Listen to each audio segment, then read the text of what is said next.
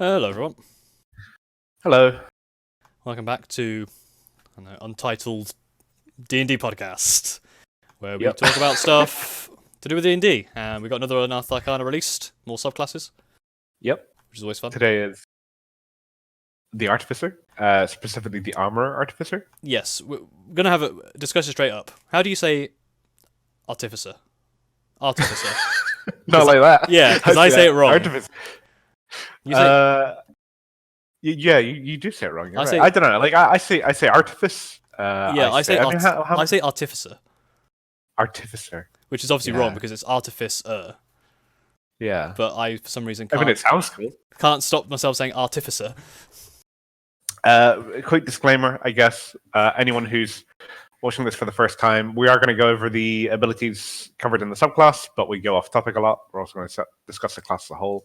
There's timestamps in the description.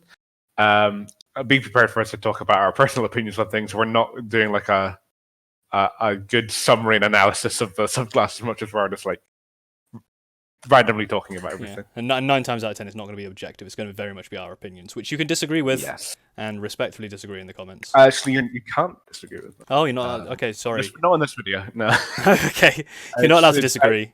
Any disagreed... It's subjective. Yeah, any disagreement in the comments will be immediately banned. Purged from existence. Mm-hmm. Speaking of being purged from existence, let's talk about the Artificer. Yes. This is going to be a long one because there's also a bunch of infusions as well at the end of this. So Artificer's new. And it's also... There's a lot of rules in this one. Rules, because it's new. It's the only other class that's been added officially. Yes. Right? Yes, because they had Artificer and Mystic, didn't they? Like come out around the same time, and Mystic never really got anywhere. Mystic is awful. Yeah. I mean, it is pretty bad. No, it's too much. The Mystic. It is a bit too much. Yeah. It's. Artificer this isn't a video about the Mystic. Let's leave that for another day. Artificer is definitely more like in line with the rest of the classes. It's gone. Yeah. It's gone through a lot as well of revision. The Artificer. And I think it's in an interesting place. It's pretty different to all the other classes actually. How do you feel about the Artificer? First of all, I like the Artificer because I kind of like that semi high tech fantasy stuff, and the Artificer kind of exemplifies that. The kind of, I'm thinking, like League of Legends, kind of the mage punk stuff, where like it's magic infused with technology, kind of WoW as well with gnomes and the goblins and stuff, that kind of thing. Yeah, clockwork stuff. You love clockwork. I love clockwork, which also fits into this. We've established this. That video might not be out yet because there was a problem with the recording. But basically, I go off on the clockwork sorcerer because I'm a massive asshole about. Because you do like clockwork. Yes, and I like guns. And I kind of like guns within D&D if they're used sparingly. So in the campaign that I run, there is kind of a small contingent of people who actually do make and use guns. Obviously, I think we've had this conversation before about guns, where it's like, guns are pretty powerful, but obviously there's loads of downsides. Like, you get them wet, they're fucked. They're very, very loud. You get them wet, they're screwed. Unlike a crossbow.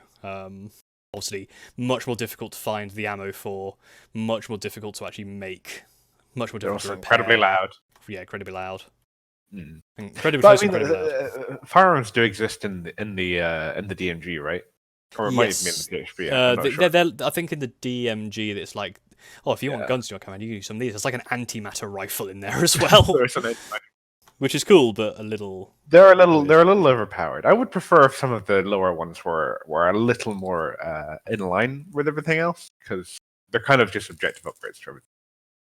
And I guess some of the first firearms that existed were still being used alongside longbows and crossbows in war.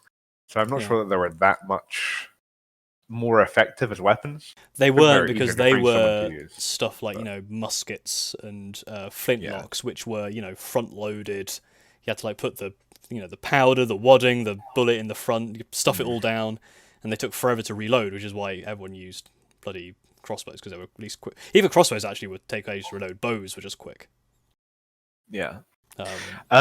Well, I think that the thing for me that I like the most about the Artificer is just that it has that rule right at the start, which is something that we really like. in general. I think we like reflavoring stuff, right?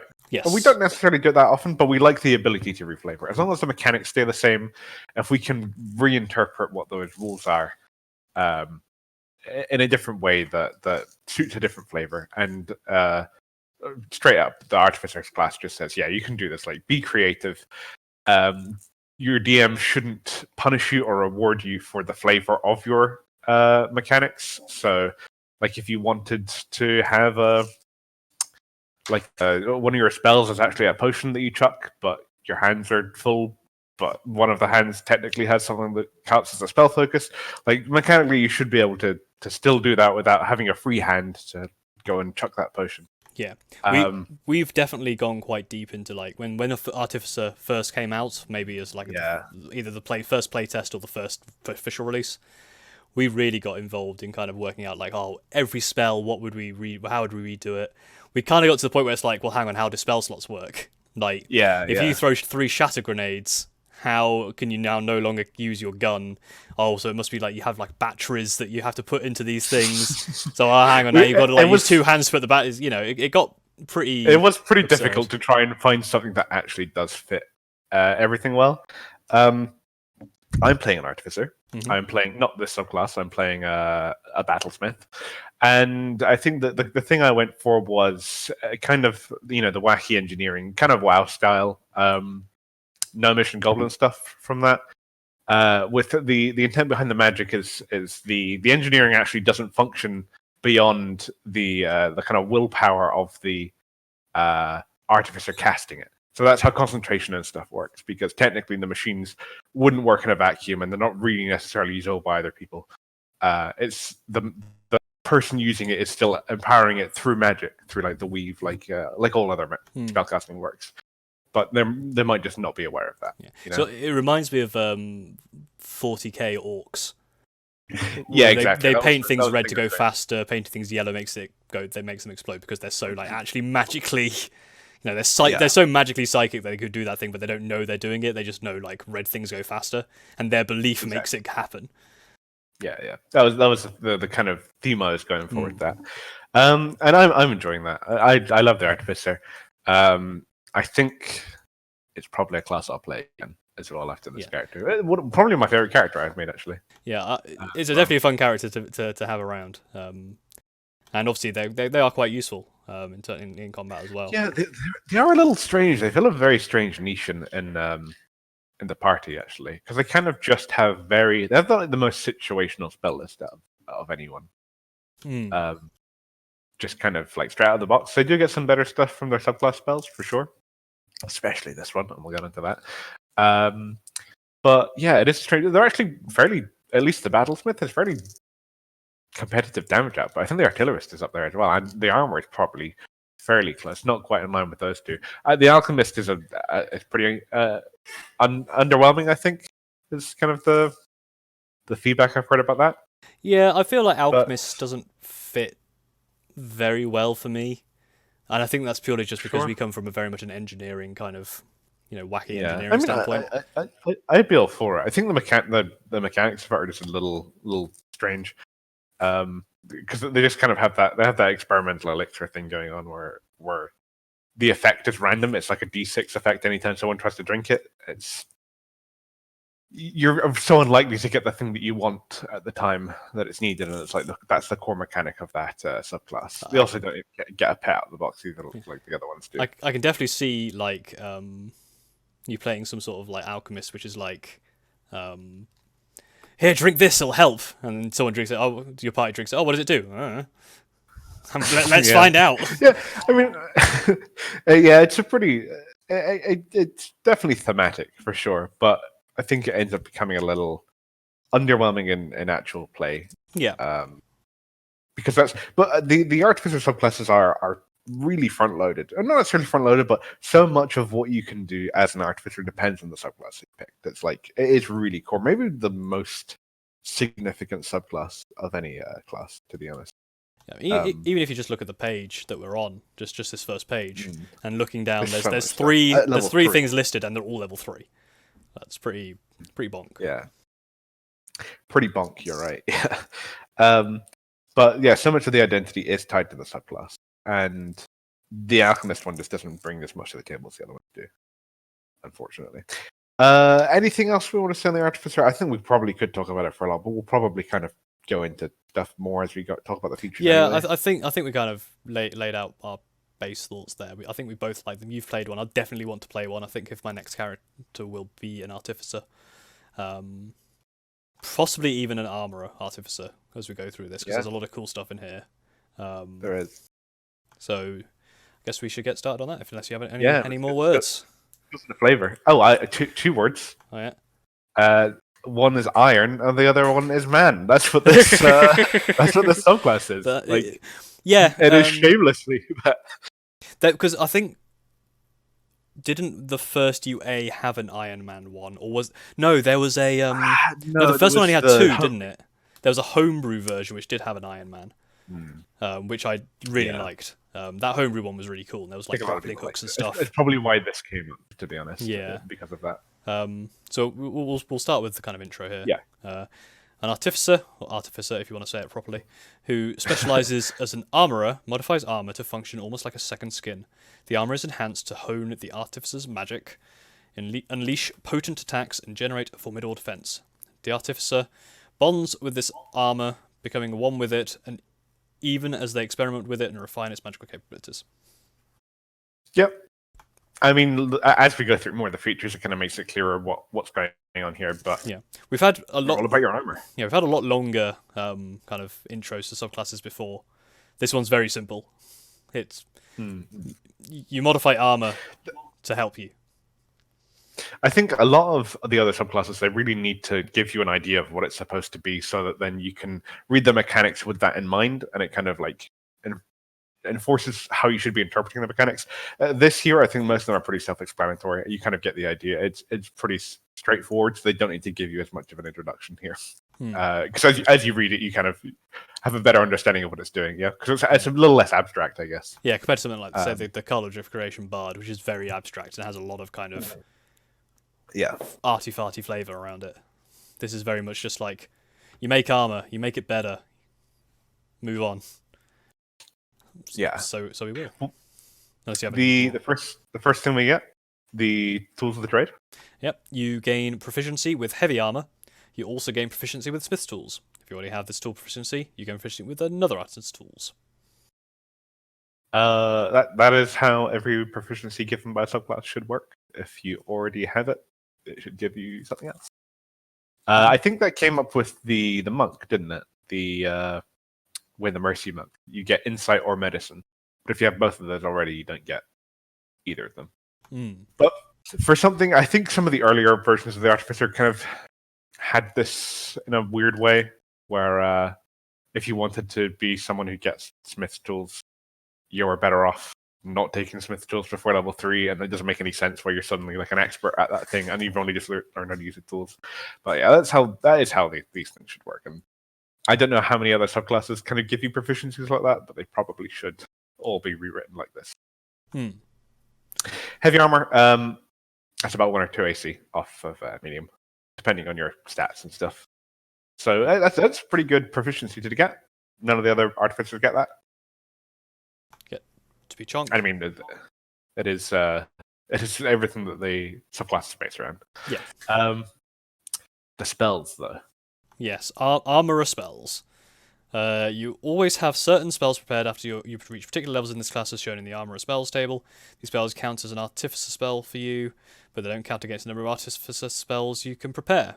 So, 3rd level magic missile shield, 5th level mirror images shatter, 9th level hypnotic pattern lightning bolt, 13th level fire shield greater invisibility, 17th level pass wall and wall of force. It's a quick design note. Subclass spell. So subclass of artist spells. Character is a member of this class, such as cleric. Then spells a mix of. Don't think there's anything really interesting in there. Yeah, I think we know how how these spell features work for different classes. If you don't know how they work by now, read that subclass spell note now. But basically, you get them extra. Yeah. Even if they're not part of your actual spell list. Yeah, and they're also prepared for you. I don't believe any of these are artificer spells out of the box. Maybe one is. Is shield not? Shield is not. No. Battlesmith also gets shield though. So straight off the bat, these are all really good spells. Yes. Some of the best, probably some of the best spells that you can get at each of these levels. And some of them are definitely thematic to an armorer, like Shield. Like Mirror Image is a defensive spell, so I think that fits in quite well as well. Greater Invisibility definitely fits. Fire Shield fits. Wall of Force, all of those things are pretty defensive, just kind of straight out of the gate. Some of the other ones are really strange, though, and I don't really understand why they're here for armor. They don't really feel like armory things to me. Like which ones, do you think? Okay, well, let's start with Magic Missile in terms of like an armorer. Have you ever seen Iron Man with those little rockets like come out of his shoulders? Until you bring up Iron Man. Well, even so, you can see Magic Missile and Lightning Bolt are basically just like cannons coming out of your armor. Right.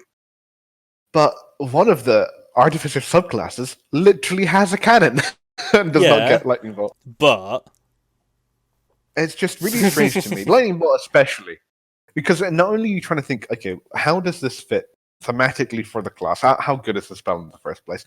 But also, these give you access to things that the Artificer doesn't really get in abundance. The Artificer does not get a lot of AoE damage. It doesn't really get much damage at all in terms of its spells. The spells are usually pretty situational. Like the Artillerist does get a lot of elemental things. It gets Fireball, it gets Wall of Fire, kind of cold. Ice Storm, and that all fits the Artillerist quite well, I think. The Battlesmith gets a lot of defensive ones, and they get 2 auras, so like support things. The Alchemist gets just a bunch of pretty alchemy-based things like Gaseous Form and Ray of Sickness, for example. But I don't really see what Lightning Bolt has to do with Armorer over just having something to do with Artificer. I think Lightning Bolt could fit into any Artificer subclass. And I think unless you're specifically envisioning Iron Man. It is basically there so you can have armor and you can put your hands together like Kamehameha from Dragon Ball Z and fire a lightning bolt using some sort of wrist cannon. Magic Missile is literally just straight missile. Shatter. Okay. I've always wanted Shatter to be a shatter grenade because I just think it's a cool idea. Yeah, definitely. However, I don't necessarily think it fits an armor. I think the most egregious example here is probably Hypnotic Pattern, though. That one Hypnotic Pattern is also bizarre. It is maybe the best 3rd level spell. So not only does it not really seem to fit in here that well, it's not an Artificer spell list normally. It's also again, the Artificer is getting some mild control abilities in the first place, Hypnotic Pattern being one of those best control abilities and one the Artificer doesn't normally have.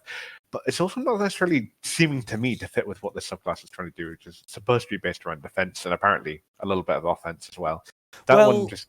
it's out of place in the spell list here. There is the stealth one later, so you can kind of swap between basically a defensive one and a stealth one. No, but it can definitely I mean, I think you can flavor it obviously very easily. I think it could be an Artificer spell by default, but it just doesn't fit with the armor for me in terms of what the armor. In terms of what I think the armor should be doing, and we'll kind of get into that role a bit more as we see the other subclass features. But that one does stand out to me. Nothing says you have to use it if you don't want to, but obviously it's just very I would be surprised if that spell is still made it to published content as is. The subclass in general, I really do hope that it becomes published content because that is it's very good thematically, especially. And I think the other mechanics are pretty good as well. Maybe a few things need to be tweaked, but I would be surprised if the spell has made it in this state. What would you I think 9th level is probably the one which is the most egregious out of all those. What would you replace those with? What do you think? What would be your You're putting me on the spot. I am putting you on the spot. I mean, I'm asking the hard-hitting questions here. What 3rd level spells, right? So what 3rd level spell would you envision? Okay, let me bring up 3rd level spells. Blink is defensive, right? Is that the one where you blink out of existence? Yeah, you blink in and out of existence. When is something like Misty Step and the Thunder Step? 2nd level.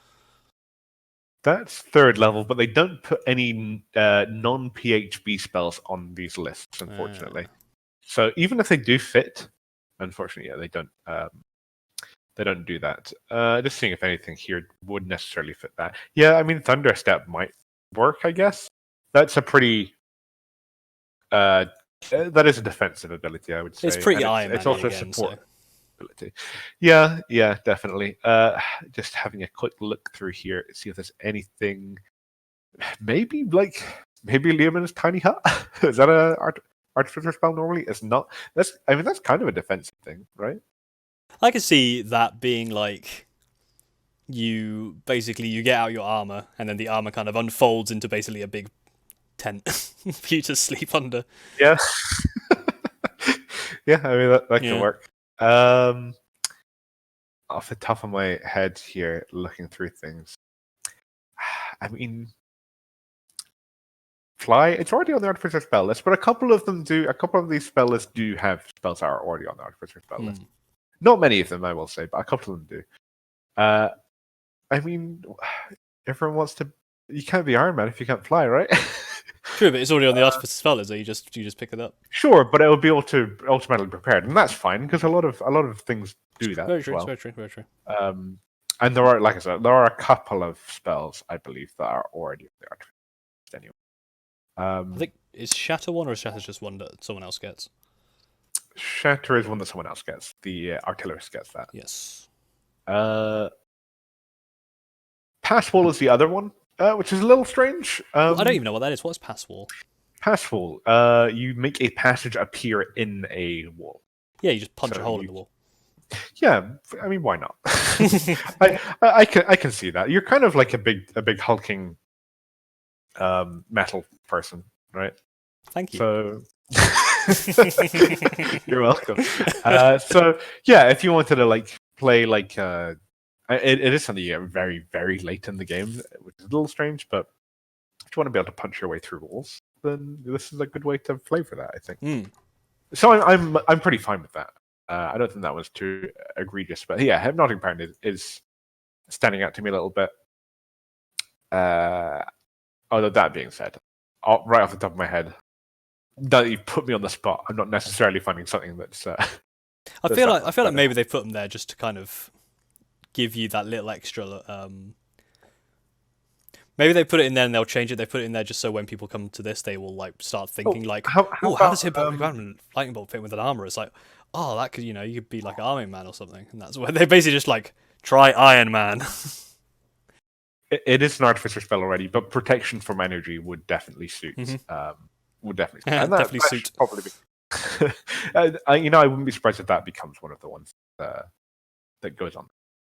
Yeah. We've talked a lot about the spells already. This is going to be a long video, so we should move on. Unless you have anything else to say. No, I kind of like all those spells, and I think you're right about them kind of feeling a bit egregious. I just think like Magic Missile, Shatter, Lightning Bolt. It's very strong. They're all cool for being Iron Man. I mean they're all they fit the Artificer. All of them fit the Artificer fine.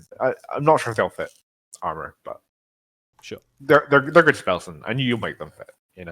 I've scrolled down a little bit. Power Armor is 3rd level. There's also Armor Model, which is also 3rd level. You get so much at 3rd level. So you do. Power Armor. I mean, they're pretty wordy, but like this feature doesn't really give you that much. Right, Power Armor. Your metallurgical pursuits have led to you making armor as a conduit for your artificer magic. In action, you can turn a suit of heavy armor you're wearing into power armor, provided you have smith's tools in hand. Why you wouldn't just do it while it's not on you, I don't know, but that's fine. You gain the following benefits when wearing this power armor. If the armor normally has strength requirements, the power armor lacks this requirement for you. You can use the power armor as a spellcasting focus for you. The power armor attaches to you and can't be removed against your will. It also expands to cover your entire body, and it replaces any missing limbs functioning identically to a body part it is replacing. The armor continues to be power armor until you doff it, you don another suit of armor, or you die. Well, straight off the bat, your power armor really works for you. I mean, I think that's a fairly safe assumption to make, and you can only have one suit be power armor at a time, so this is only power armor while you're wearing it. I do feel like that last bit is worded weirdly. Yeah? No, maybe I'm just reading too much into it. It feels like... No, I think I'm just being stupid. For some reason in my head, I thought like you're wearing this suit of power armor and then you put another suit of armor over the top of it, and then one underneath becomes no longer powered. I think it means if you take that armor off and put a different bit on. But for some reason in my head, that wording just kind of went Technically, you could put another set of armor on over the current set of armor. So I think it's just trying to like say like, okay, that's not gonna work. Or of course, if you die, it's no longer power armor. Yes. So in terms of ability score, what you need to play this subclass, you do pretty much only need intelligence, and that becomes more clear even later. And normally, heavy armor, especially the good stuff, requires some investment into strength to not like be crushed to death, slowed down. I think it slows your speed down. So you don't need the strength requirement, which is nice. You can dump strength with this class or this subclass. Sorry, the Artificer is already a pretty single ability score dependent class in the first place, especially the Battlesmith as well, because that gets intelligence on attack rolls and magic weapons and damage rolls. So it is a little. I don't know. Most classes you really do benefit from having more than one ability score. But hey, if you're rolling stats and you only got one good thing, then maybe make this. The Artificer is for you. Yeah, maybe you do pretty much just need high intelligence.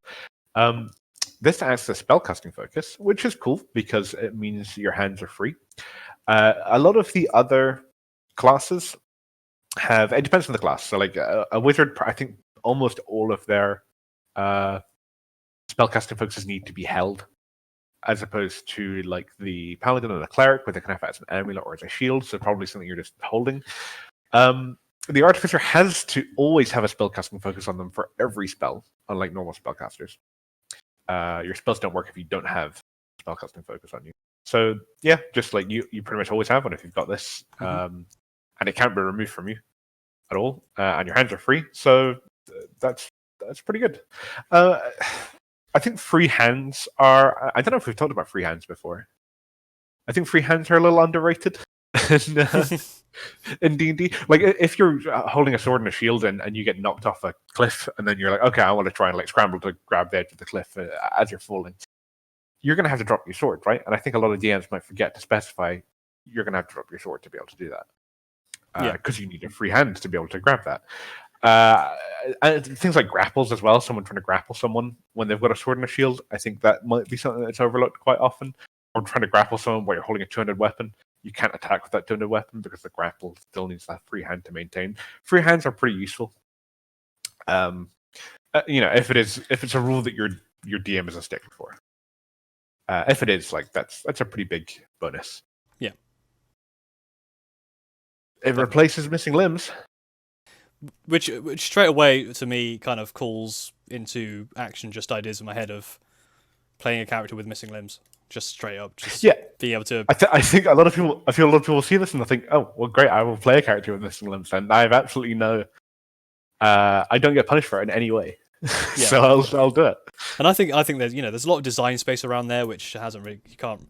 Obviously, there's stuff like Blind Monk, that kind of thing, but there's not much like. You can't play a one-armed fighter. We could, but it would be a bit gimped.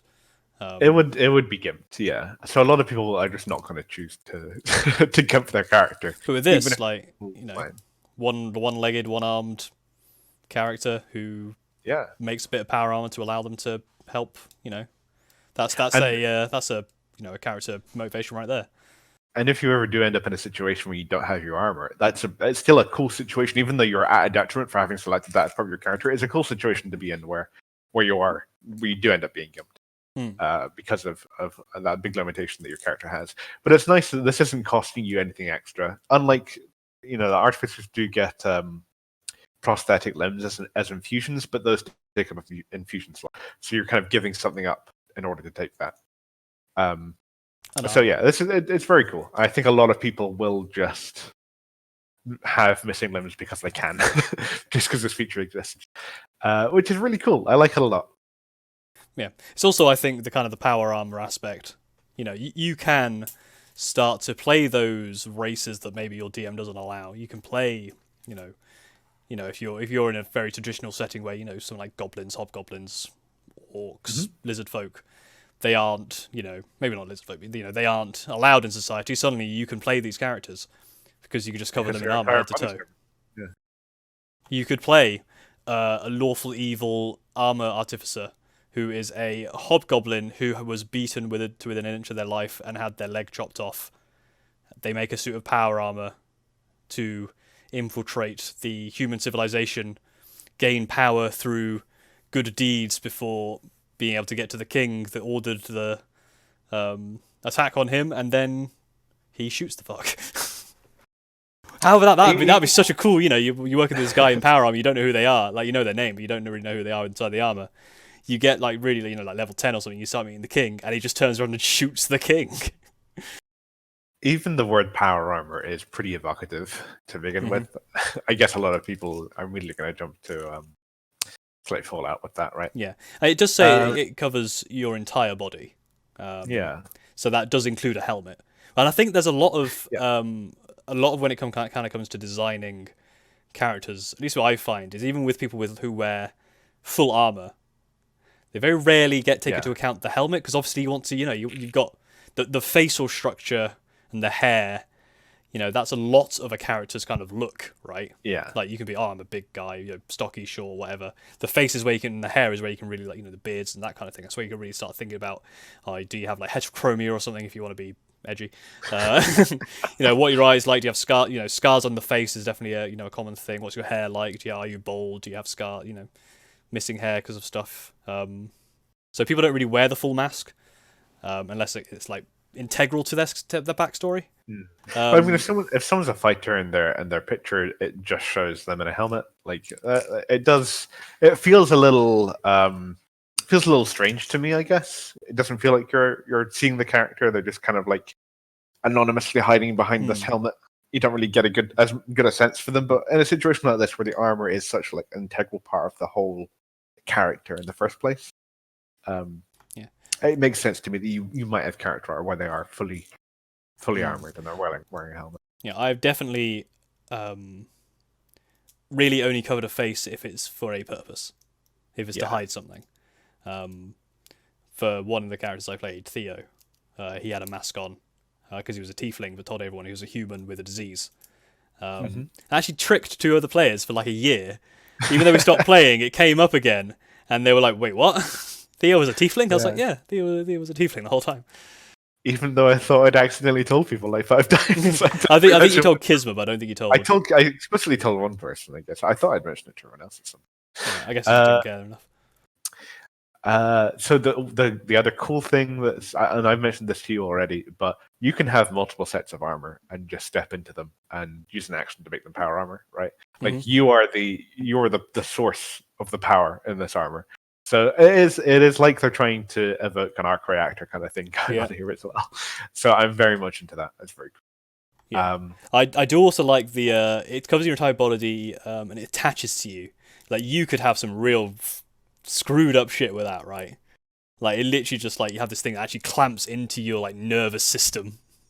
Something ridiculous, But if that's again, if you want to try and be edgy. So the next feature it's still about this power armor anyway. I guess they had to split it into 2 features. I guess if this was a one long feature, it'd get very confusing. It might be a bit much. Basically, the first part is like, this is pretty much a continuation here. This is, you can turn heavy armor into this power armor, and this is the features from that. And your power armor can do these things. The armor model. So you can customize your power armor. When you do so, choose one of the following armor models: Guardian or Infiltrator. The model you choose gives you special benefits when you wear it. Each model includes a special weapon. When you attack with that weapon, you can use your intelligence modifier instead of strength or dex for your attack rolls and damage rolls. You can change your power armor's model when you finish a short or long rest, provided you have smith's tools in hand. The Guardian is designed. You design your armor to be frontline in conflict. It has the following features: Thunder Gauntlets. Your armored fists each count as simple melee weapon. Each deal 1d8 thunder damage. A creature hit by the gauntlet has disadvantage on attack rolls against targets other than you until the start of your next turn, as the armor magically emits a distracting pulse when the creature attacks someone else. Defensive field, you gain a bonus action that you can use on each of your turns to gather temporary hit points equal to your level in this class, replacing any temporary hit points you already have. You lose these temporary hit points if you doff the armor. And so those are the 2 for Guardian. Yep. Infiltrator, you customize your armor for subtle undertakings, as the following features: Lightning Launcher. A gem-like node appears on one of your armored fists or on your chest, your choice. It Counts as a simple ranged weapon with a normal range of 90 feet and a long range of 300 feet, and deals 1d6 lightning damage on hit. On each of your turns, when you hit a creature with it, you can deal an extra 1d6 lightning damage to that target. Your walking speed increases by 5 feet, and the armor's weight is negligible and becomes form-fitting and wearable under clothing. The armor normally imposes disadvantage on stealth checks. The power armor doesn't. It's a lot to take in. It's a lot of features to go over here. Where do we start? Well, I get both of these include a weapon. The weapon uses intelligence. So, like I said before, single ability score. You really just need to commit to intelligence and not much else here. You don't need strength for your armor or your attack, and you don't need dexterity for your AC or your attack as well if you're using heavy armor. Yeah. The damage is only just like straight 1d6 or 1d8. There's no plus anything like a weapon, so it's slightly worse than weapons, I guess. It is a simple melee weapon, and all simple melee weapons get plus intelligence. Well, they get a plus strength bonus to it, and so this gets your intelligence modifier instead. Because they count as simple melee weapons, or simple range by weapons. default, or simple range weapons, by default you would add your strength or dex to that, and you can add your intelligence modifier to it. Oh, that confused me then. That's damage, yeah, for sure. I mean, like if you read any other weapon, the description would be that it deals this much damage on hit. That's true. It doesn't say this much damage plus dex mod or plus strength mod. That's very true. Cool thing right off the bat, you don't have to commit to either one of these. You can change them on a short rest, which I think is a big deal.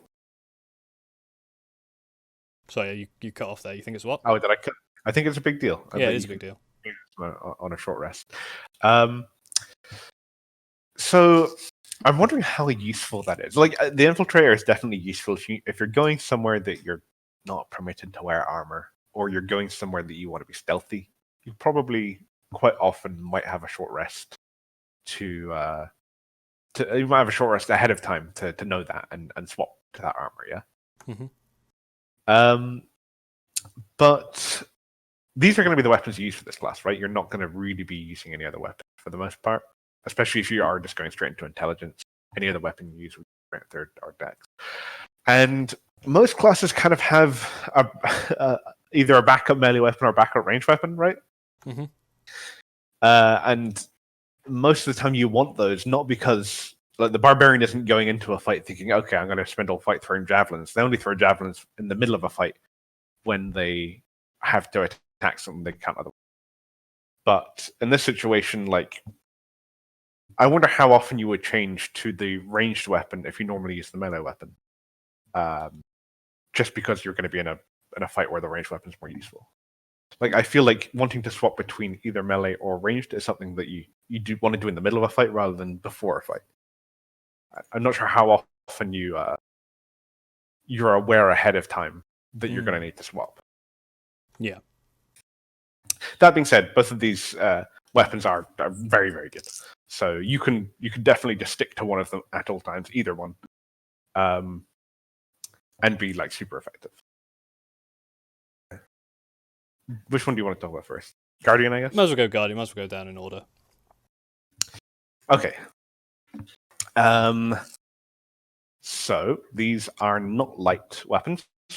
So you cannot two-weapon fight with, which is, I think, the immediate thing that people assume. You have two fist weapons, that you're going to be two-weapon fighting with them. Not a thing that you can do, definitely.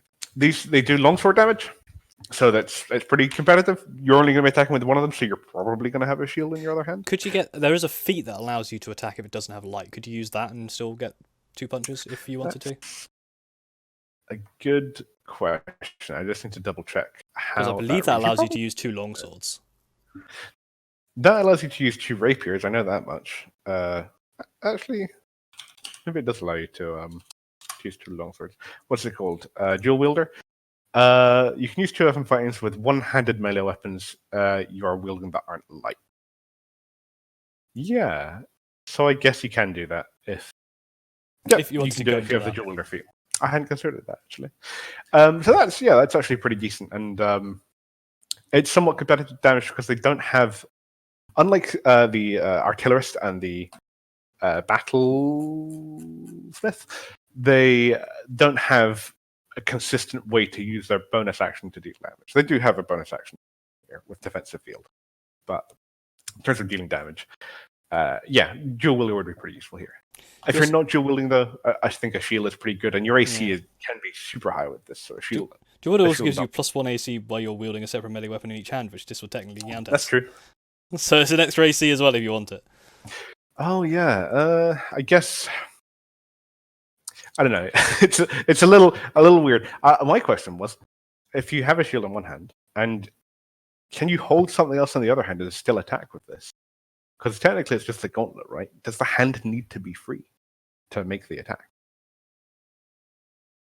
That's one for the philosophers. I don't think so. Because you can definitely hold a sword and punch someone. Yeah, I would say so too. Especially if you use like the hilts, you could definitely say that's the back of your hand.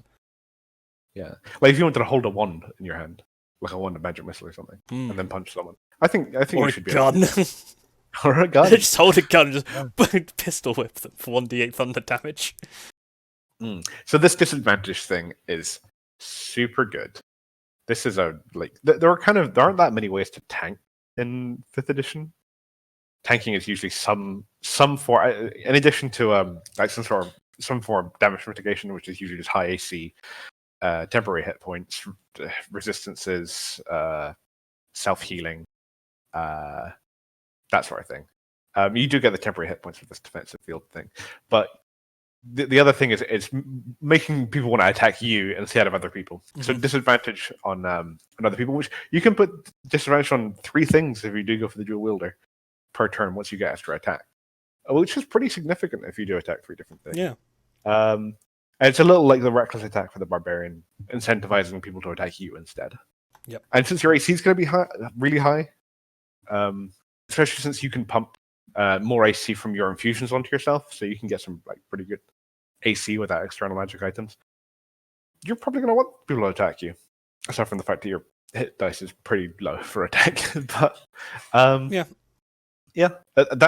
this is the same as the Bear Totem Barbarian's ability from 14th level, and you're getting this at level 3. So that is, well, it's not the same, but it's pretty similar. That one gives disadvantage to anyone within 5 feet of the barbarian if they attack anyone other than the barbarian.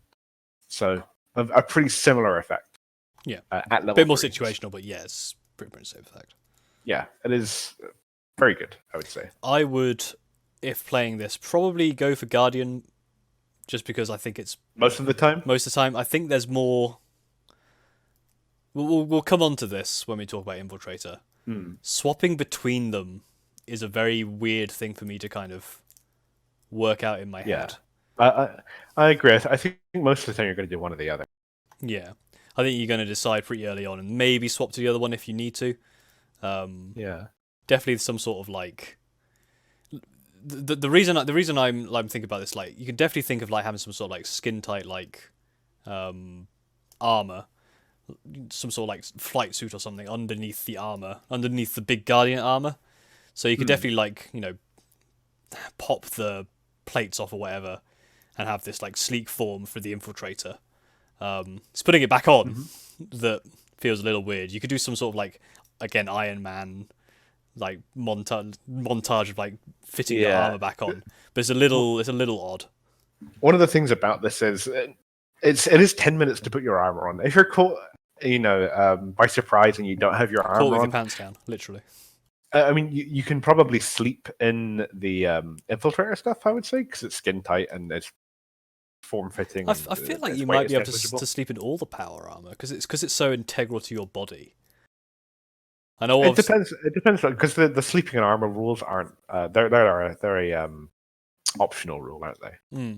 But nothing to me from the first one, the Guardian, suggests to me that sleeping the Guardian armor is a comfortable experience, especially compared to the Infiltrator one. If I was going to impose those rules, I would say one of the advantages of the Infiltrators. Although that is weird because you think about this armor is being described as basically becoming part of you. It's basically your skin. It attaches to you and can't be removed from you. But I mean, it's skin tight on the Infiltrator option. The power armor attaches to you and can't be removed. Expensive, it places any missing limbs. They also say something about it becomes like a second skin.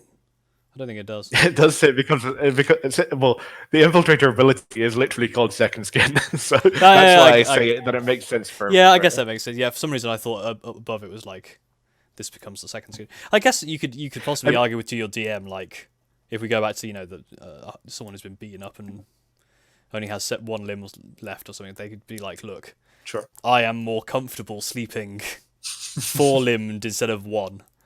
Yeah, I'm sure I've gotten used to it, and I'll be fine. You can play at Warforged because their armor does literally fuse to them. They are all armor. They are. Yeah. Well, the Warforged has a rule like the armor becomes part of their body essentially, so it would make sense. It's just all magnets basically. Just any metal gets attached to them and becomes armor. Defensive field is pretty good. It's it's a decent number of hit points to get. It's not as good as something like regeneration for sure, but it's a decent amount of temporary hit points to get at each level that you get at. And I think we've had this like I think yesterday because someone used heroism, and those hit points you get every turn are useful. Yeah, early on they really do reduce some of the damage you're taking. If you're taking like 6 damage per hit, it's halving it at level 3. Yeah, we were at level 3 for that. But yeah, in a situation like this, 3 extra HP per turn, that is quite significant. If you are doing the 2-weapon fighting, which is a pretty decent thing to do, though I think if you are trying to go for the tanking thing with this, which and this does it very well, you probably would want a shield, in which case your bonus action is kind of freed up to use this. Your bonus action isn't really being used for much else here, aside from spells. I'm not even sure how many good bonus action spells the Artificer has. But this is a decent use. It's not as good as what's the second wind? It's not as good as second wind. But this you go into every combat with some temporary hit points as well, right? Yeah. Because you've always got it active. So against things like traps as well, you've got a little bit of a buffer all the time. Nice. Yeah, and this is bonus action without any sort of restriction. Unlike second wind, which is once, twice per short rest. Yeah. It's once per short rest. Yeah, and this is it's also not a dice to roll. It is just straight up 3. It's not. Whatever your level number is. Yeah, and it's a pretty decent number, I think, per level. Go Goblin. You got all the levels there. You got Fury, the smaller defensive field. It's all numbers basically level. Depending on your con, it's probably like 10 to 15% of your HP. I think. Yeah. Early on. Per each level? Oh, yeah, for each level, yeah. Yeah, I mean, it becomes even more later on you go, because you actually get more hit points at the first level than you do on all the other ones. All right, Infiltrator. Yeah, Lightning Launcher. Appears on your chest. This is really interesting. Yeah, this is pretty much a short bow. Short bows are 80-320. This is 90-300. It's a short bow that doesn't require any hands. Whereas a short bow normally requires 2 hands. So this is a short bow that you can use with a shield and a short bow. Yeah, I mean you can have a sword and shield in hand and do range attacks constantly. Yeah. So that's interesting alone, and then of course you get the extra 1d6 damage on top as well, which is, I think that means. It does, yeah. I think on average it does more damage than a longbow would with that extra 1d6 damage. And you don't have to use for your bonus action here, which is interesting because aside from the Alchemist, all the other Artificer subclasses do have consistent uses for their bonus action every turn. Which means you might go for the Homunculus Infusion, which kind of works the same way that the Steel Defender does. Is just you can use a bonus action to command it to attack something every turn. I think this ends up doing more damage, although I didn't take into consideration dual wielder. In general, these do. I think they eventually drop off in damage as compared to cantrips. But if you put your infusions on them, they do get better. Yeah. I guess on the topic of the weapons here, though, like. I don't know if you can infuse these weapons because they're part of the armor. And something later on in this suggests that at this point you can't infuse these weapons because they are. The thing is, they count as It's weird. Simple weapons, right? Yeah, it does say they count as simple weapons, but then a later feature says, "Oh, you can have separate infusions on the armor and the weapons and all that other stuff," suggesting that at this point you can't have separate infusions on the armor and the weapons. And if you only put the infusion on the weapons, but you can't put it on the armor, then it's strange to have that on. Yeah, I think that it's technically a suit of armor. I'm not sure. I would allow it. But that's because you just want to play one. So of course, yeah, I mean, sure. What else? 5 foot increase. All right, sure. Why not? Zoomies, it's fine. It really doesn't do much for me. I don't think this is a really decent amount of. I mean, probably not quite as much as like a ranger is doing with the longbow, but it's a decent amount of damage to be doing for such a high AC character at range. Yeah. So it's quite interesting. I don't really think you find this elsewhere. Maybe like a fighter with plate armor, which I mean they're probably not going to be wearing plate armor if they've got 20 dex. Maybe they are. A fighter with plate armor with the archery fighting style. Yeah, they're probably doing a lot more consistently, but still, it's an interesting thing you don't see very often. A ranged character with such high AC. Mm-hmm. And then, of course, like if you are going to like infiltrate anywhere, I mean, it's called infiltrator. You're probably switching to because you don't have disadvantage on stealth checks. Yep. And if you're going anywhere like to a party, where armor isn't permitted, you can wear under your clothing. That's pretty cool as well. And it's skin tight, so if you got a nice ass, show it to the rest of your party. And if you don't have an arse, it doesn't matter because it makes an arse for you. It makes an arse for you. Yeah, I've whilst you were talking, I had a thought about like how to convert between the two, having some sort of like the armor that makes up the guardian. When it becomes the skin tight version, like that armor becomes like a set of wings or something. So like that helps you speed up, like their jetpack basically. Sure. Helps you speed up and get into places, that kind of thing. This is what we like about the Artificer, or the Artificer, if you want to say it properly. There's so much space for creativity. Especially for us, I think we definitely go better with this than like the monk, for example, where we weren't really like. I could think of a pugilist for this more than I can for a monk. Yeah. And it still makes sense. Like Thunder Gauntlet's like, a guy who got, beaten up in a bar brawl or some sort of pit fight, like lost limbs, but a helpful man decided to rebuild him, or show him how to rebuild himself, and now he's doing punchy stuff. Pretty sure I just described a Tiller Battle Angel, pretty much. I've not seen that. Don't. She's got weird eyes. It's not good. I watched it on a plane. It's not a good film. It's really not a good film. Right. I have some numbers here, which do influence things. So I hadn't actually considered, like I said, the dual wielder, extra damage that you're going to get from that, and the extra disadvantage you're going to be putting out there as well. But aside from the damage dealt by each of these, one deals thunder damage and one deals lightning damage. Mm-hmm. So at the very least, you're even if these don't count as magical weapons, but it doesn't really matter for the sake of overcoming resistance because they're not dealing bludgeoning, piercing stuff. But one of these is resisted way more than the other. Lightning is resisted about 3.5 times more than thunder is, and lightning immunity comes up 12 times more than thunder immunity comes up. And thunder vulnerability comes up more often than lightning. So on average, you're probably going to be dealing more damage with thunder than you are with lightning. It depends on your campaign and what you're doing. If you're doing Storm King's Thunder, you might come across more of both, to be honest. I think there's more lightning resistance than that, though, still. I feel like an Artificer going into Storm King's Thunder. Probably would have the foresight to not be pure thunder and lightning. maybe. I don't know how many like storm giants you actually fight in that. But it is something to consider. Yeah, the thunder is consistently. Thunder is one of the least resistant things, whereas lightning is one of them. Not by far the most. Poison and fire are like way more. But lightning is up. Mm-hmm. Anything else to say on these two things so far? I don't think so. I think we're pretty good to move on to the 5th level. Extra attack. You attack Okay, twice. nothing more to be said there. Yeah, I mean, that's your scaling, right? That's the only way you outscale the cantrips. I think the cantrips do eventually outscale you as well. Again, it depends on how you... Armor This modifications. Ninth level, you learn how to use your Artificer Infusions to specially modify the armor enhanced by your Power Armor feature. The armor now counts as a separate item for the purposes of your Infuser Items feature. Armor, the chest piece, boots, braces, and a weapon.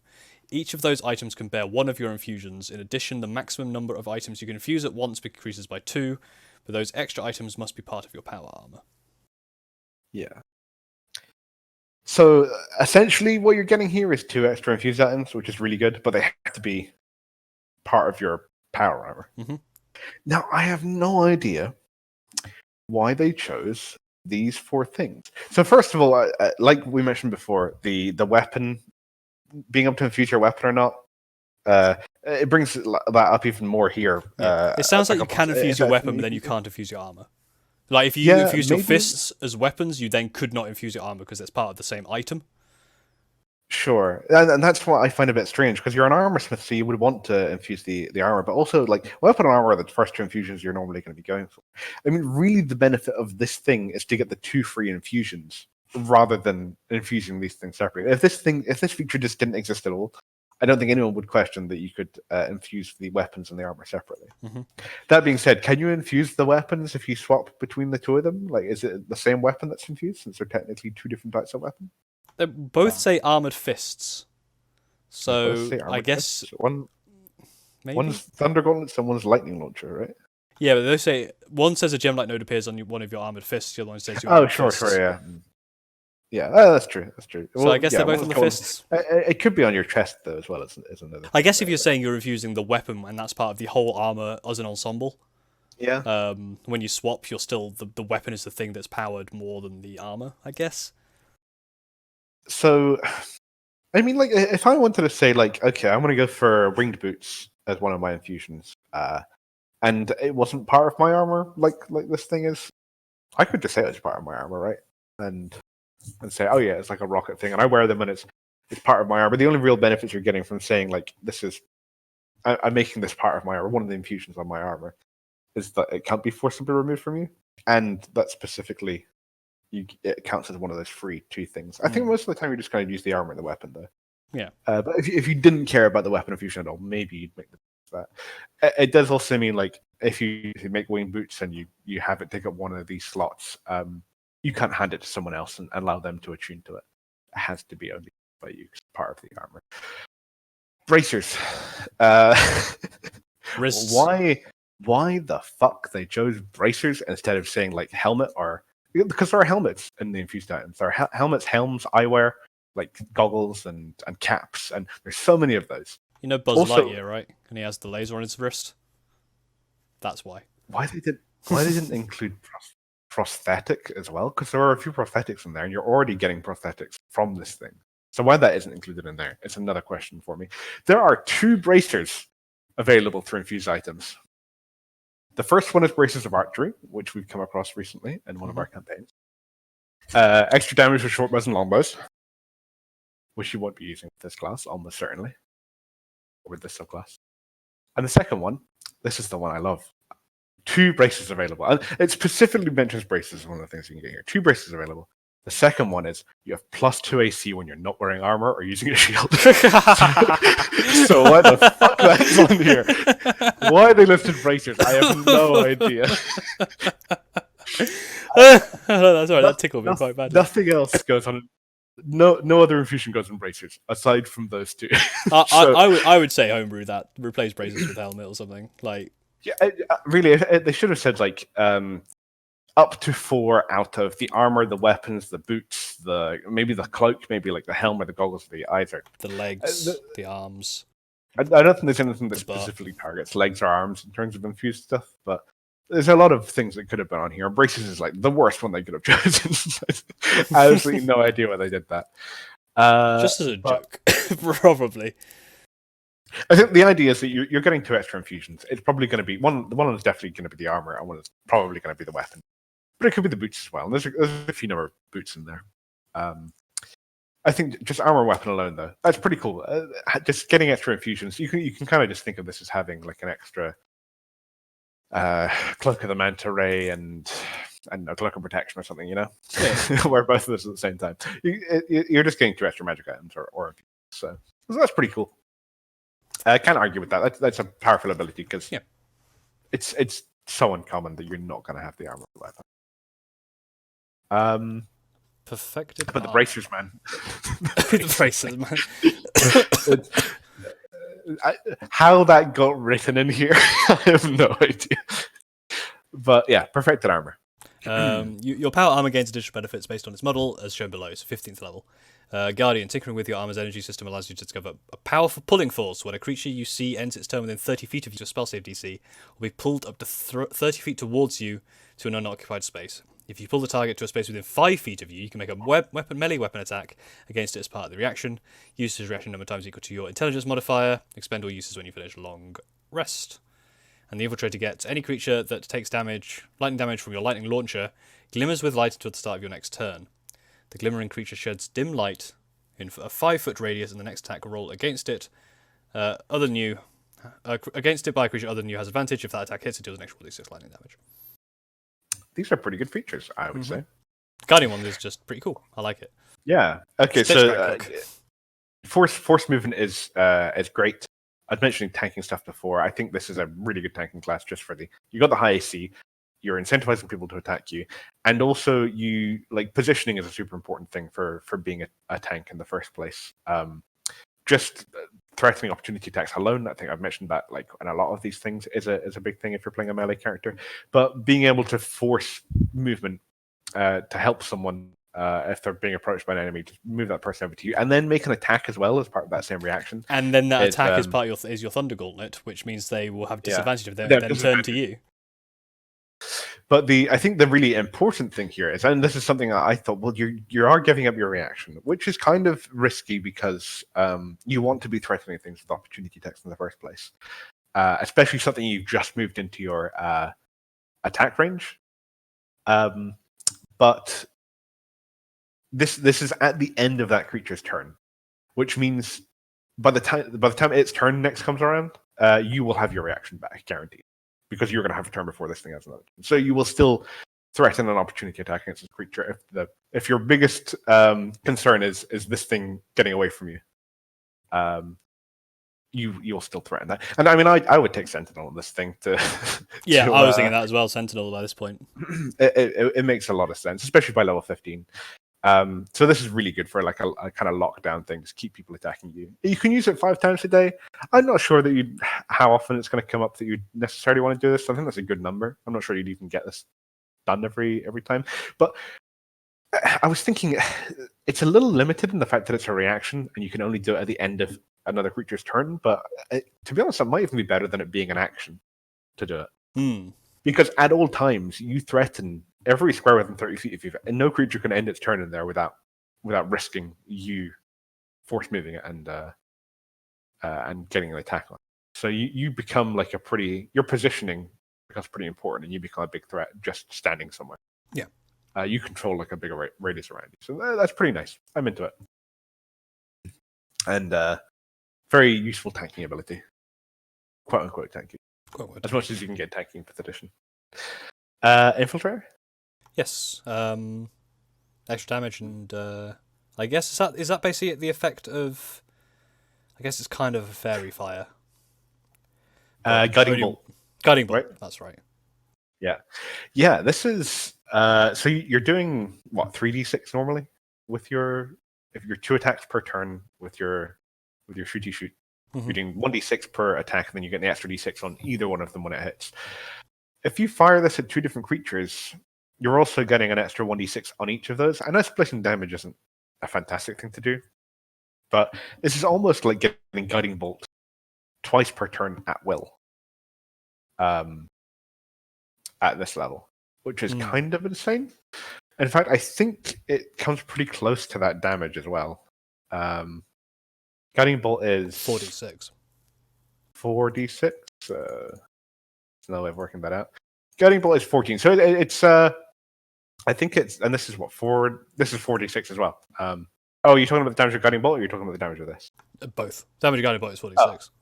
It's 46. Okay, so it's like you're doing a guiding bolt per turn in terms of damage, but you're getting the effect of 2 of them if you're hitting 2 different. And that at will is pretty good, like a first level spell. Especially guiding bolt's not a bad first level spell. No, I like that. So that at will is good. Giving advantage to other people in your party is great. I mean, this as well, I think, is another thing that makes Infiltrator a pretty competitive thing that you could just be in this at all times and still be useful, especially at this point, just because of that advantage you're giving people. Earlier on, I'm not so sure, because you are just kind of dealing range damage, and that's about it.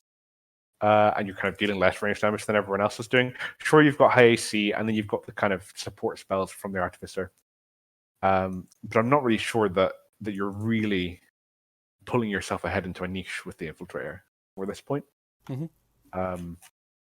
then again, I mean, you've still got like Hypnotic Pattern to throw down. So you've still got Lightning Bolt, Fire Out, and stuff as well. So, yeah, I mean, you're still pretty decent.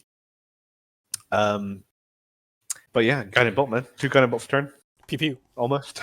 Yeah, I mean, it's good and it's fun and it looks pretty cool. That's the last thing you get, isn't it? That is the last thing you get. I think all of these features are... I don't really have any complaints about any of the features, apart from the bracers. I feel like armor modifications can be completely rewritten to work better, but other than that, yeah, I think these are pretty decent. I'm pretty sure they deal less damage than some of the other Artillerists and Battlesmith, especially. They do deal less damage than that. There's so few subclasses that give good tanking abilities. In 5th edition, you got your Champion Fighter, the Spiritual Guardian Barbarian, and the Bear-Toted Barbarian are pretty good as well. The Vengeance Paladin is quite good. They're like Abjure Enemy and things like Compelled Duel. Or any of the Battlemaster stuff, like a lot of that's pretty good as well. So just like more abilities to play a character who can control who's getting hit is nice. And I really like playing those sorts of characters. I for some reason I gravitate towards tanks in 5th edition, so I will probably play this at some point. Yeah, and I will probably enjoy it, and I will probably be missing at least one limb. Yes, I was basically thinking the same thing. Like, I think I would definitely play. It's either this or the Artillerist, and I'm not sure which one I would play. I need to have a look at the Artillerist again. Yeah, I mean, I'd be open to that one as well. That one does look pretty cool. But yeah, both are good. You're gonna be Iron Man. Yep, it's gonna be cool. Shall we talk about the infusions? Do you want to talk about them kind of in general, just to clue people in? There's Artificer Infusions, as normal people would say it. Thank you. There's like a handful of them, which are like the early ones are just like a +1 weapon, +1 shield or armor. There's a few other little ones in there as well. Returning weapon, they're like radiant weapon, repulsion shield, and then for the most part, the biggest amount of options that you get just come from replicating a magic item, like a bag of holding, or gloves of thievery, or winged boots, or something like that. There's like a huge amount of them. But these are some extra options for that. These are the non-magical item ones. It's nice to have these because there are so few of the other ones. It's like 10 or something, maybe. I'm going to quick look. 1, 2, 3, 4, 5, 6, 7, 8, 9, yeah. 10, 11. I didn't count them properly. So 2 of them I realized. Can't count. Don't trust his opinion. Yeah, 1, 2, 3, 4. So we've got 5 more here. These are not specific to this subclass. These are for anyone, but they are pretty armor related. So they're kind of they're the sort of thing that this subclass might go for. Yeah, 2 of them are called armor of something. So 2 of them are called armor or something, and one of them affects a helmet and one affects a suit of armor. So do any of these affect bracers? No, doesn't like it.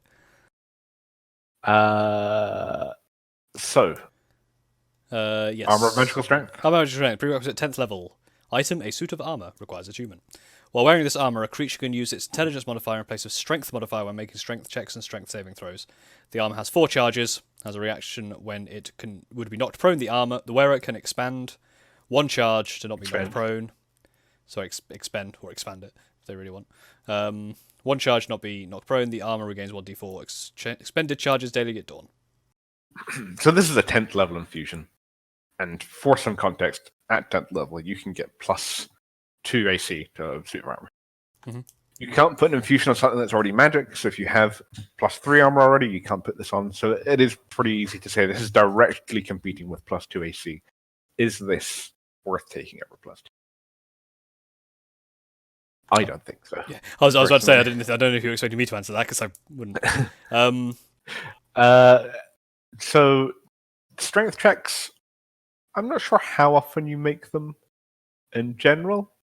Probably if you're lifting things. I don't know if you're necessarily going to be the muscle in a party if you are an artificer. Maybe you are. Especially if you lift missing limbs. If you are the only person who could make strength checks, maybe this is something to take. But in terms of like skill checks, this is strength only covers athletics. So if you do want to be grappling, and that's like a pretty okay thing to do if you want to be like battlefield control-y kind of thing, and you can quite effectively do that, grapple someone and then punch them or you could grapple someone and then even shoot them with the chest later or whatever, right? Because you have the free hands to do it. Yeah. So that's okay. You could put a proficiency into athletics and then 9 levels later finally be able to use athletics because you couldn't use it because you didn't have anything in your strength before. So that's all right. And strength saving throws are one of the less common ones. The 3 most common are con, Dex, wisdom, and dex. Yeah. So strength isn't that common. A reaction to not be knocked prone at level 10. I don't know. We don't play at that high level very often, but I don't think we've ever played at level 10. I think we've only ever got to level 9. We haven't.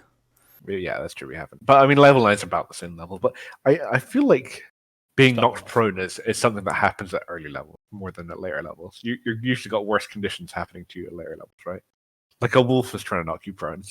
In fact, Bumper, my steel defender from my artificer got knocked prone like 3 times by wolves, I think. Yes, whilst you were on the back of it, which was funny. I was on the back of it every time. Yeah, like 10th level, you're starting to just get disintegrated, which doesn't, Yeah, it's a little strange. Charges to do that. Like, I don't understand why that takes a charge. Why they kind of say, and while wearing this as a reaction, you can not be.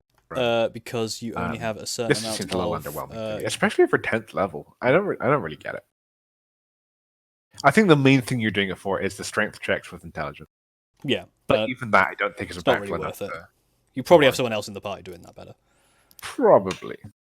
And if you don't, maybe this is something you consider. If you don't hire one, 2AC is better. Yeah, it's easy. It's probably easier at 10th level to just use your money to hire some hired muscle to move stuff for you, or just get like a big horse or something. Armor of tools. As an action, a creature wearing this infusion. This infused armor. This infused armor can integrate into artisan's tools or thieves' tools. Tools remain integrated in the armor for 8 hours or until the wearer removes the tools as an action. The armor can only have 1 tool integrated at a time. The wearer can add its intelligence modifier to any ability check that it makes with the integrated tools. The wearer must have hands free to use the tool. This is interesting. Again, it is competing with any other infusion on armor. This is competing with the +1 AC at the early levels. Good for thieves tools, I guess. You're pretty much getting +5 to whatever check you're normally making with your thieves situation. But anything else, in our experience at least, I would say that usually when we're using our tool proficiencies, it's because we're trying to figure out something relevant to the tools that we use, rather than use the tools themselves, right? Yeah, I guess. And the crafting rules, you don't need to make any checks with the tools to craft something in any of the rules. As far as I'm aware, I could be wrong about that. But like if you want to smith all day and you integrate them into your armor to smith all day, I don't think, if you're trying to craft a set of armor, I don't think there's actually any check that's made, so I'm not sure how that helps.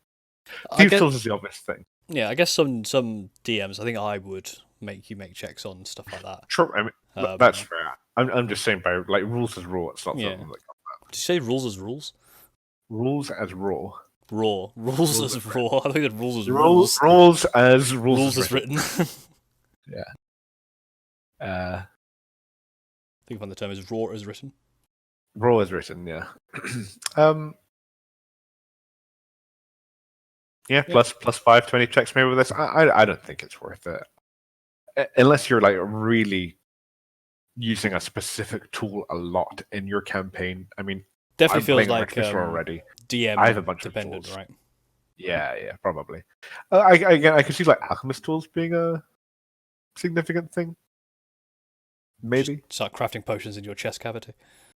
Maybe even then though, like I don't really. I can't think how many artisan's tools you're using the tool that often, and how much the check would help. Like what tools? Like leatherworkers tools. What am I going to be using my leatherworkers tools for? Determining the origin of a leather armor.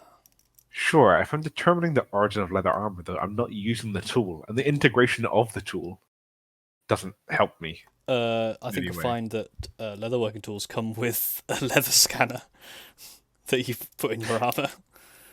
If it said, and it wouldn't make sense if it said it, but if it did say like any ability check you make that uses that proficiency gets the intelligence modifier, but it's any check that uses the tool, right?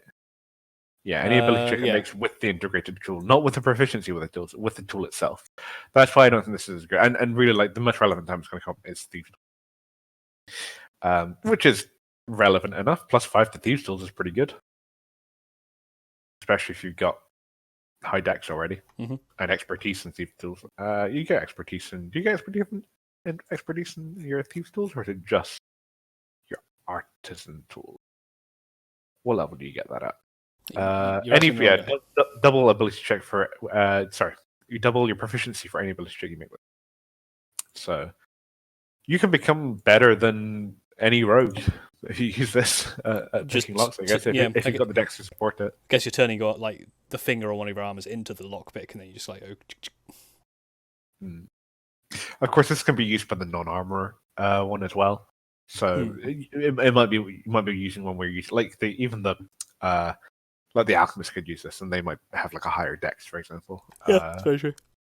Yeah, I don't know. I don't necessarily know that it's worth 1 AC for.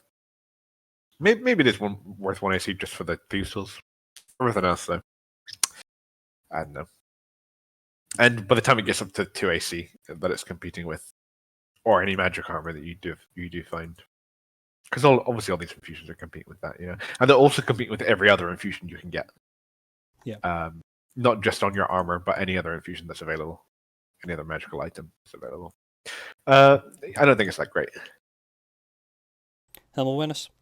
Helm of awareness. Item. A helmet. While wearing this helmet, a creature has advantage on initiative rolls. In addition, the wearer can't be surprised provided it isn't incapacitated. I'm surprised this isn't a magic item already. It's a feat, really, isn't it? I think it is a feat. I think it's the aware or alert feat. Although that's a bonus for initiative rolls, isn't it? That's +5 to initiative rather than advantage. But a few things do get advantage, right? On initiative, like barbarian? Question mark? Maybe it's just zealot barbarian that gets that. Probably all barbarians get. It's an alright thing to have, yeah. Especially since you can hand these out to anyone. That's actually something I hadn't considered. With the previous one, or even the one before. Yeah, I mean the one before doesn't, like the magical strength thing doesn't really matter. Yeah, maybe you could put the armor of tools into the rogue's armor, but again, it's their intelligence modifier, which a rogue isn't necessarily going to have very high.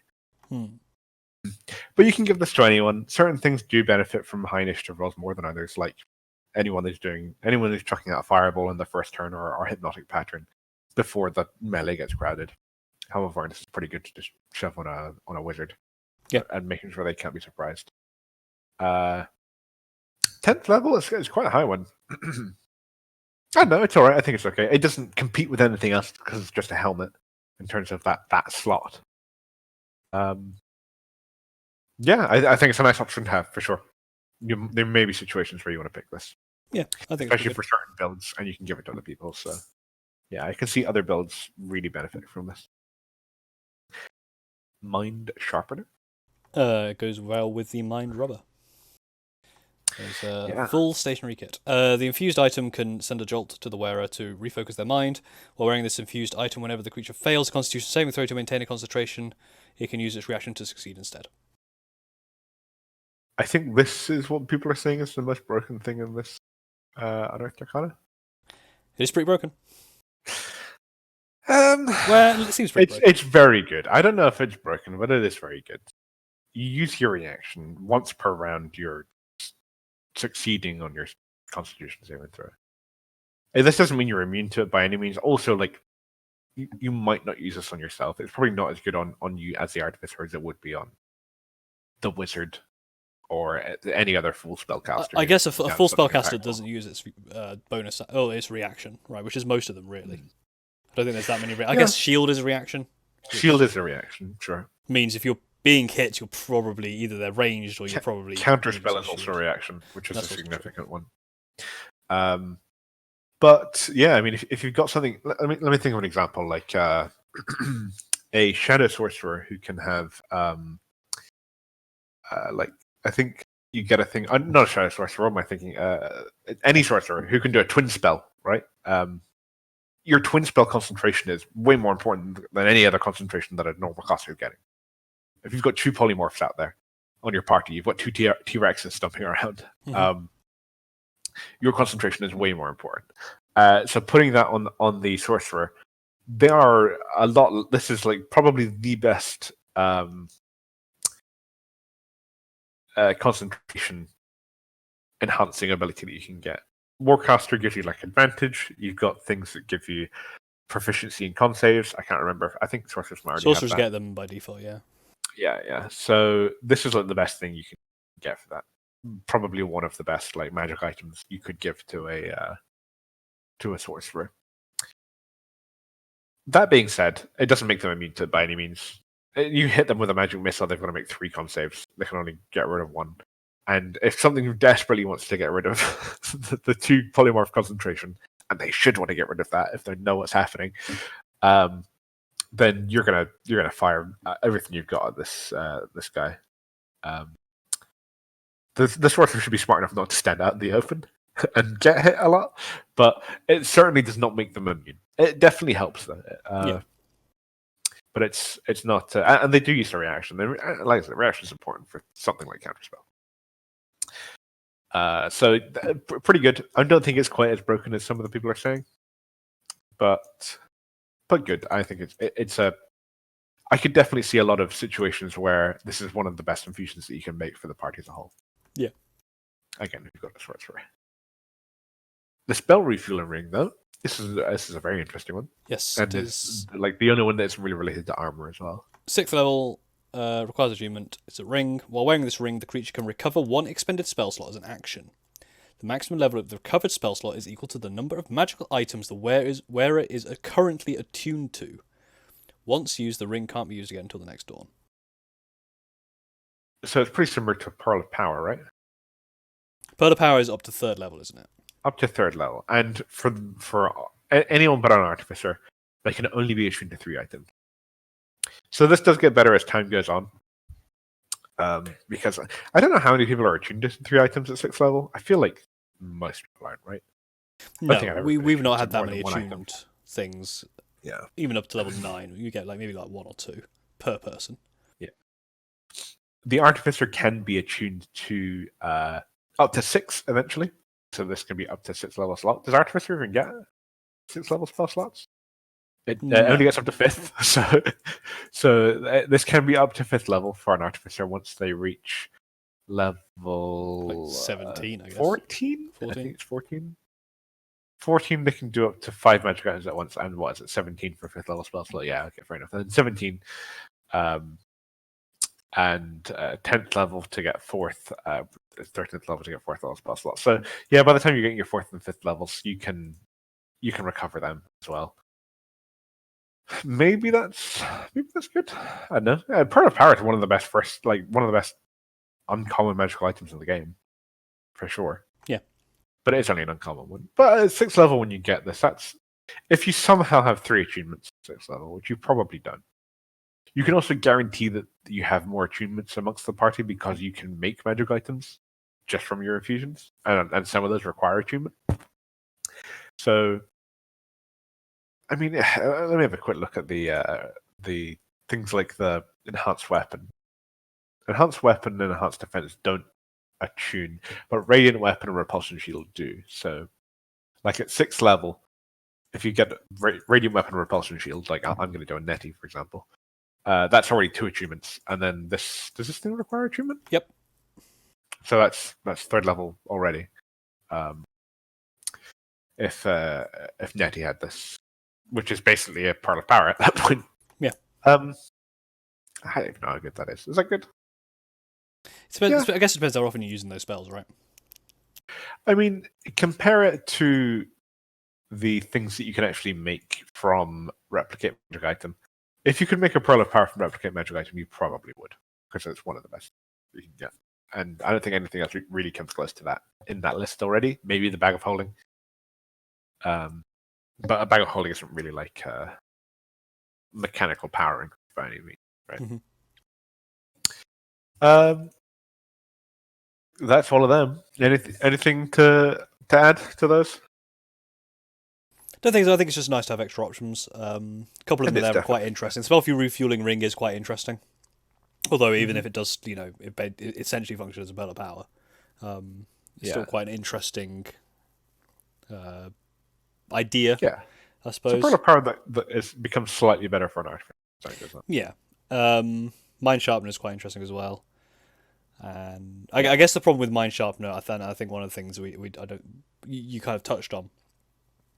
You can't have like magic. These can't be attached to magic armor or anything, can they? They have to be their own thing. Yeah. But like, so if you've got a wizard who already has like a robe of stars or something, or some sort of other robe, sure, you can't give them this as well. So I think like I feel like magical armor is more important for a character wearing armor than like magical robes would be for. No, I don't know. Maybe that's just my bias. There's a few quite interesting robes out there that you couldn't use because of this. Whether you actually get one is Sure. And still, this might be one of the best ones still. And it doesn't have a level requirement, and maybe it should do, but it doesn't. So you can do this at 2nd level? You can pop this on someone? Probably isn't even worth it at 2nd level. I just don't think you're getting your Constitution saving throws and getting challenge off it then. But this might be for a long time better than any other robe that a wizard or sorcerer could be wearing in the first place. Yeah, it's very true. So, actually, one thing I wanted to talk about with the Artificer's armor modifications thing they get, where it counts as multiple separate items now. Mm-hmm. You kind of infuse an item that's already magical. So when you have this ability to do the armor, the boots, the weapon, the bracers, can you infuse those other bits if the armor itself is already... Like if you got a set of +3 armor, could you infuse the other parts of it?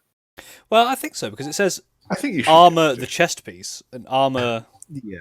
That would be the kind of magic part. The boots, the bracers, and the weapon then become a separate entity, which aren't magical. Yeah, it's a little ambiguous. But, I mean, yeah, I don't know anyone who wouldn't call that. But it should probably specify that there. But, like, can you imagine, like, playing this character, at some point the DM has got to think, oh, well, this character is literally all about armor. So I have to put in +3 plate armor somewhere eventually in the campaign. That's like the capstone for this character, right? Or at least some +3 armor that has something else special about it as well. So reducing your infusions by 2 because you found +3 armor would feel real shitty. So I don't think that's a rule that anyone I know would. Do we have much to say about the armor overall or the artificer overall? Probably. Well, I think we kind of touched on everything that we'd say. The thing with this one compared to the other ones is we both really like Artificer. You've played one, and you would play another one, and we both really like the subclass. And I think there's no real ambiguity. I probably would have played this one if it had been around. There's no real ambiguity in, in our kind of opinions on this. There's no like, there's pros and cons. I think we're both like pretty much like pro this. The flavor is like so obvious in the first place. Anyway, there's not really that much to discuss about it. It's pretty straightforward. Yeah, to be honest, it's strangely straightforward compared to some of the other ones. Obviously, the Artificer is very new, so people are still trying to get a handle on it and that kind of stuff. And having a subclass quite early is quite nice. But I think because of the kind of media I guess we consume, and I guess it's kind of out there at the moment. Obviously, Iron Man we brought up. Yeah. It's very easy to kind of understand where you can go with this, and that's already a cool kind of that's a cool flavor already. Like, you don't need to really, you can sort it out a little bit, but that's already a pretty cool flavor. And there's obviously loads of robot kind of fighting robot suit. I'm sure it's done to death in anime, it's done to death on in comic books and stuff like that. So there's loads to choose from. Okay. Unlike, let's say, the Clockwork Sorcerer, where we were a bit like, well, I don't. Yeah. Even with some of the Genie Warlock, where it's like, okay, how can we make a cool character like this? It's so obvious. Like, whereas its inspiration's on its sleeve very much. Yeah, I think because the inspiration for this is already a cool character. Like say the Genie Warlock, the inspiration is genies. And you're building around that. This is definitely just being like, this is the character is basically made for you, and then you just kind of change the nuance a little bit if you wish.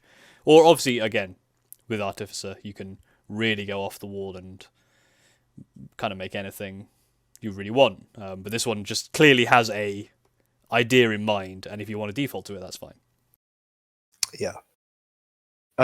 Something I mentioned to you already, but now that we have an Artificer that can wear heavy armor. Without multi-classing, this is like some of the highest guaranteed AC that you can get, like passively, because you can make so many magical items. You can give yourself like a +1 shield and +2 armor and a cloak of protection and a ring of protection, and you can get like somewhere between like 24 to 26 AC. I think 26 if you go for a Warforged, it gets the 1 AC racially, and Warforged makes sense for something like this, especially. I guess so it's not particularly out of place. And that's crazy high. Like, you can get that by level 10 or 14 for the ring of protection as well. Just not having to rely on your DM to give you those extra things. And then you've got shield on top of that as well, so +5 AC like for a couple of rounds of combat. You can be pretty hard to hit for sure. Yeah, you can make a decent tank with this. Yep. And then of course you've got all those cool tanking abilities as well.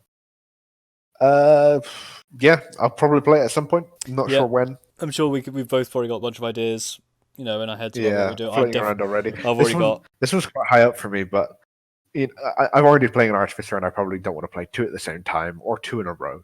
So I'll probably put it down a bit more, especially since I know you want to play this. So I won't jump to take it. But bear in mind as well, I also DM, so I can also just make a character like this in my campaign. Yeah, that's true. I could probably fit this in on an already existing character, and it'd be absolutely fine. Sure. So I mean, I can still. Is it a character who is missing a limb? Because we know a character in your campaign. No, it's not the character that's missing a limb. I have actually, that is the point. I have actually made an NPC who was missing a limb, but by missing a limb, they basically became an administrator instead of actually being like out there in combat. Yeah. I don't think you ever explored her story that much, but I wasn't around. I think when she was introduced. It was when I was away. Yeah, no, you came back because they were the ones who they were the Warden's Conclave, and they had the bounty for your character when you came back, so you knew her very briefly. But no one else. Yeah, I met her afterwards. But I never got introduced to her though. No. Initially.